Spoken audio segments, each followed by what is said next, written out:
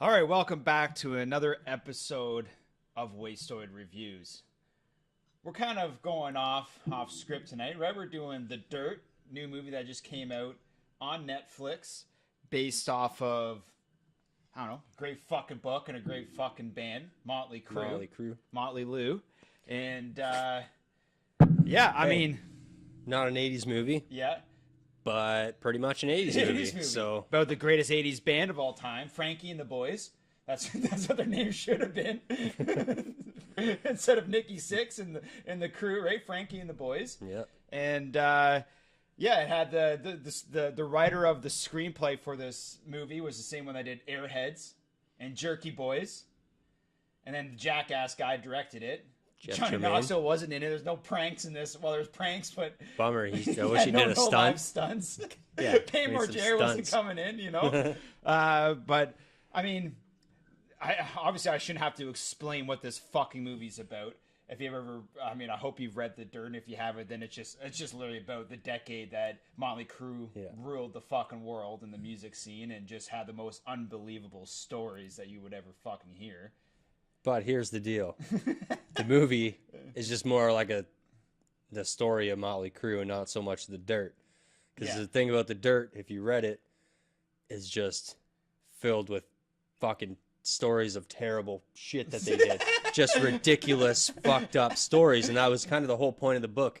And they didn't really show any of that shit in the movie. But it's like a good biopic. Yeah. It's a good, like, story of how the band formed, what they did, and how they broke up, go back together, that shit. So, like, two things that were, like, a big challenge for this movie. One, like, everyone already fucking knows. Like, how do you make The Dirt into a movie? Because that book is not something that you can easily adapt into a movie. Yeah. The stories are well, the movie would have to be 15 hours long. Yeah. And because there's two fucking... It's a long book. There's so many stories. Like we said, like, even in this movie, like, there's a lot of stories that they missed that we would have liked to see. Like, some of the best parts of The Dirt were these little stories they had throughout that weren't, like, when they put their dicks in the burritos. That when Mick Mars thinks he's a ghost and tries to walk through the wall. I mean... But like, we think, like, and we were talking before when watching this, is like they shouldn't have called this movie The Dirt because it set up unrealistic expectations for the movie. That's the first mistake they did.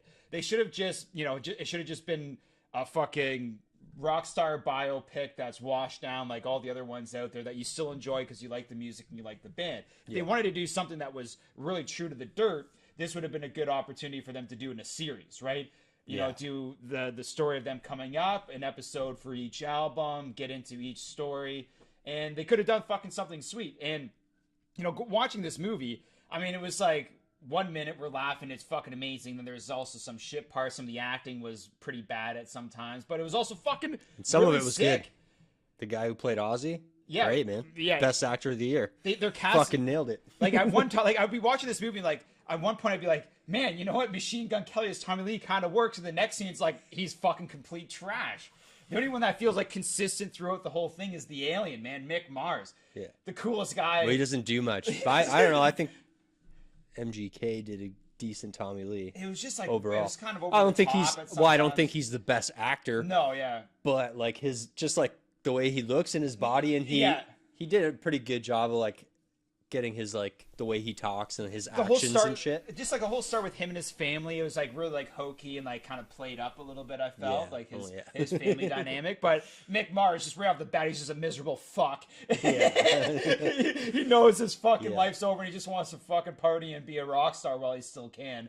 Yeah. And I don't know, the one thing that he was pushing 30 and he was like, all right, let's fucking do it or not. The one thing that this movie made me realize more than anything is just I want to party with Mick Mars. He's just like kind of a Debbie Downer when you just like you're just having a good time and he just says something fucked up. He's just that kind of guy.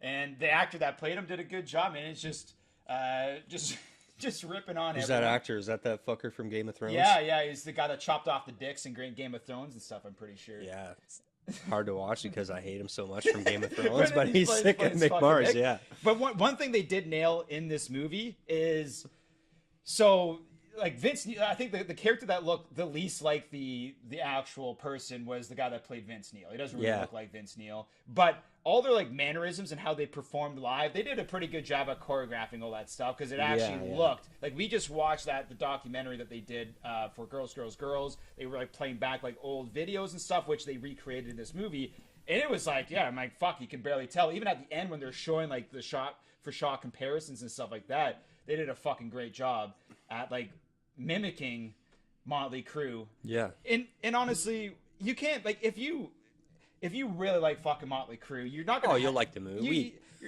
We love Motley Crue, and when it started, we were like, "Yeah, get beers!" I'm fucking stoked. So just fucking cranking some beers, listen to Motley Crue. Now, the first the first quarter or half of the movie was like, I would say quarter, like especially strong. Yeah, like, there was some good stuff. It came out really strong. And even though some things weren't factual, I didn't mind them pointing out like, "Hey, this didn't actually happen this way." But then as the movie kind of went on, they started taking a little bit of leaps with the timelines and what was happening. Mm-hmm. And because they're just trying to fit so much in. Yeah, exactly. There's too much to fit in a fucking 2-hour movie. Like, but doesn't this happen? They skipped right over Theater of Pain and Girls, Girls, Girls pretty much. But like what is like this movie just to blame for this, or is this just what happens with every fucking biopic? That's what happens with all of them, man. Like, that's I mean, the you way can't it is. really fault it because all of them are like this. Yeah. Anyone that has like a long run and all these stories and like, I mean, you just watched that Bohemian Rhapsody one, which is a half decent movie. Mm-hmm. But again, I mean, you feel that it's washed. It's just what the band wants you to see. They pick and chose like kind of the best moments and some of the darkest moments, and they put it together this nice little fucking package for you, right? Yeah. Instead of giving you the movie that, as fans, you want to see shit that you don't know. You don't want to see the Wikipedia story. You want to see like, you know, some of like the shit that they don't want to necessarily share or show or depict in a movie, right? And they didn't really do that. Even when you're looking at interviews and other people like talking about this movie, you see like a lot of the stories in the book. Nikki Sixx is even backing up on like, oh, maybe that didn't happen the way that I told it, right? Or they're saying, no, we didn't want to put it in there because people would get upset about it. But it fucking happened, man. Yeah.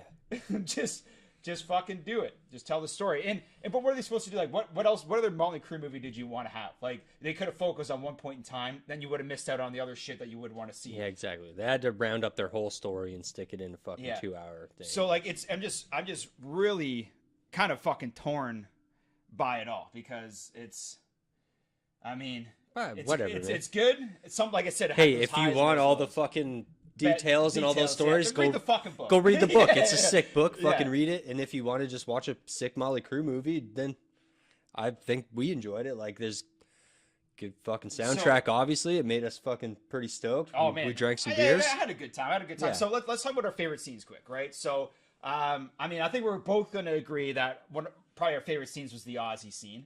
Yeah, I like that guy, that actor that played that guy Ozzy, nailed it. He looks like him. His mannerisms, the way he talked was fucked. And they actually got that scene like to the book pretty right. I mean, that was like, accurate. That's what they did. He snorted the line of ants. He licked up the piss. Yeah. Ozzy's a fucking maniac, dude. Just a fucking. And he was older then. Like that's like. Oh yeah, he's like 40. And he was like Uncle Ozzy. Yeah. Just keeping up with the little. Yeah, just keeping up with the little kids, man. Fuck, dude. That and outside of that, I mean, I think like again, I liked a lot of the Mick Mars scenes. How he said that if the band name's shit, then the band's probably shit.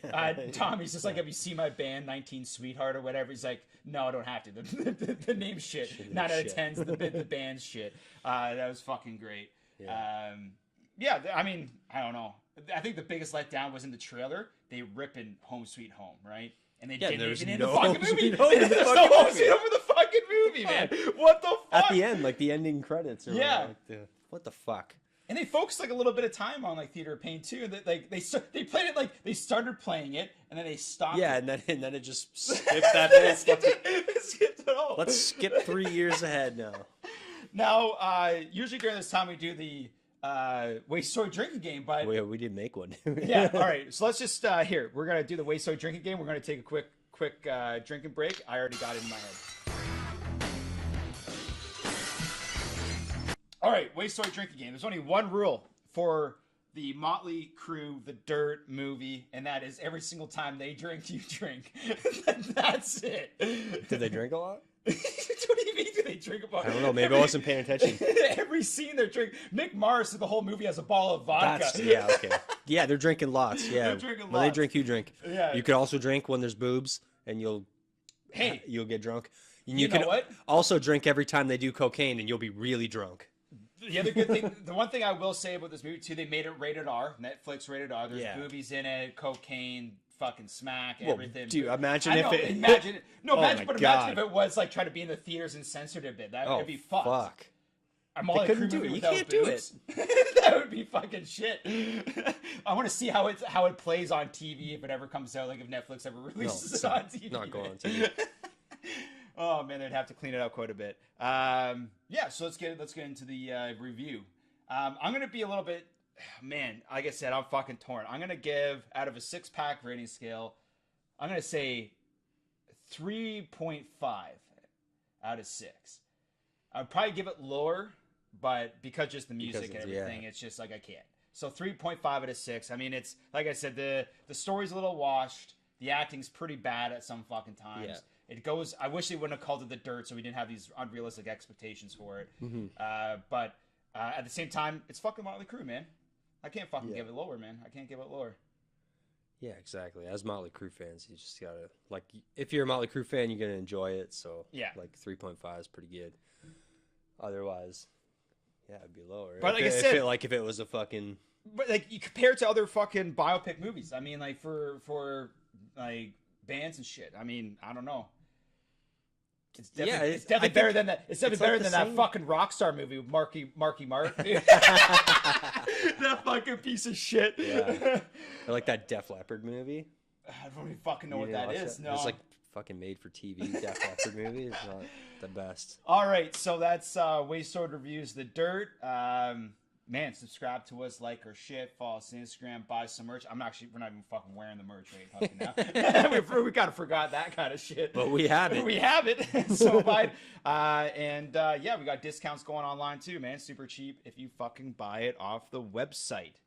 $20 Canadian shirt. So if you're in the fucking US, that's like free. fucking $10.